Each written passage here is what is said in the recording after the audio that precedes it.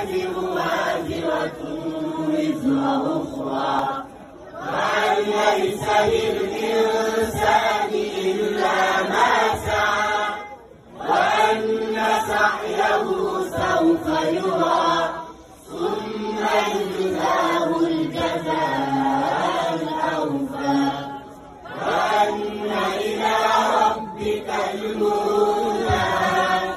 وأنه هو أضحك وأبكى وأنه هو أمات وأحيا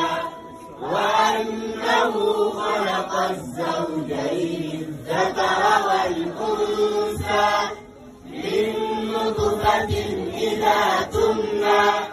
وأن عليه النشأة الأخرى وأنه هو أغنى وأقنى.